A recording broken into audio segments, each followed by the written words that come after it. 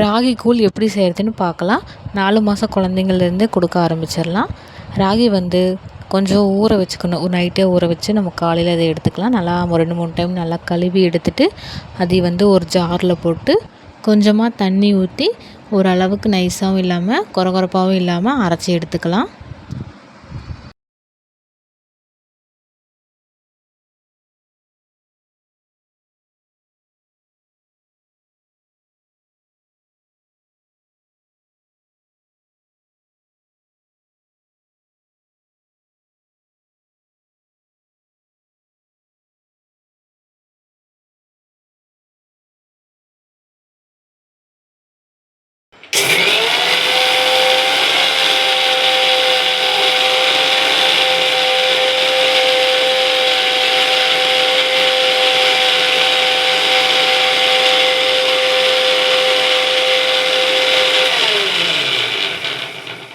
அப்படி இருக்கட்டும், நீங்கள் எதுவும் பண்ண வேணாம்.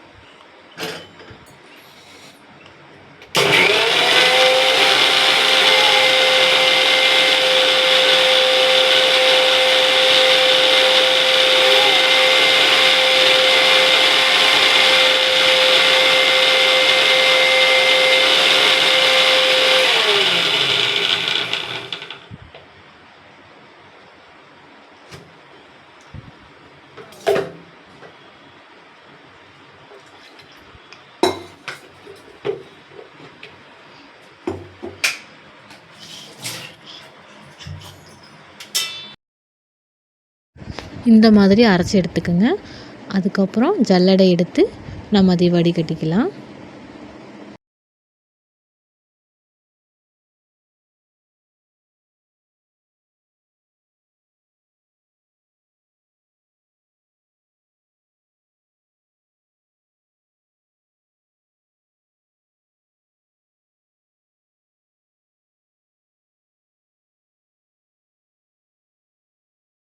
மறுபடியும் அதே ஜாரில் அந்த ராகியை போட்டு கொஞ்சமாக தண்ணி ஊற்றி நம்ம அதை மறுபடியும் வடித்து எடுத்துக்கலாம்.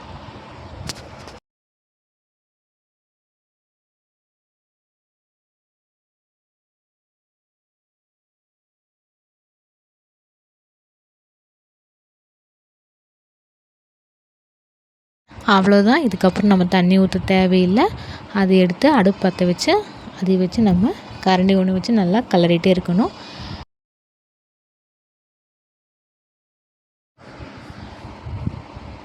கொஞ்சமாக உப்பு சேர்த்துக்கலாம். அப்போ தான் டேஸ்ட் கொடுக்கல, சப்புன்னு இருக்கும். ஒரு கரண்டி ஒன்று எடுத்து நம்ம அதை கிளறி விட்டு இருக்கலாம், இல்லைன்னா கெட்டியாயிரும். அதை நம்ம கிளறிட்டே இருக்கணும். அதுவே கெட்டியாக வரும்போது நம்ம அடுப்பை ஆஃப் பண்ணிடலாம். அவ்வளோதான்.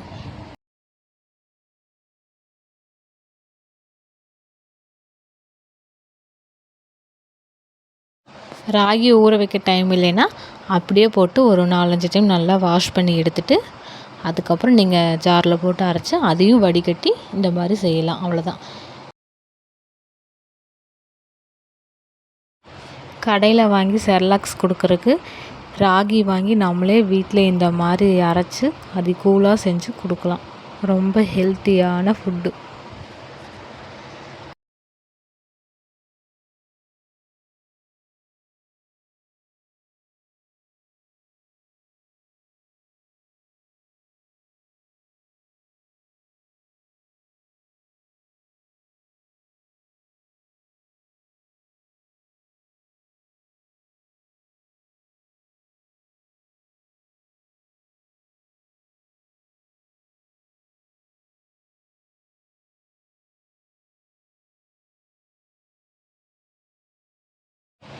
அவ்வளோதான். கூழ் நல்லாவே கெட்டியாகி வந்துருச்சு. இந்த அளவுக்கு வந்தால் போதும். அடுப்பை ஆஃப் பண்ணிவிட்டு ஒரு பிளேட் எடுத்து நம்ம இதை அதில் ஊற்றி வச்சுக்கலாம். கொஞ்சம் நேரம் சூடெல்லாம் ஆறட்டும்.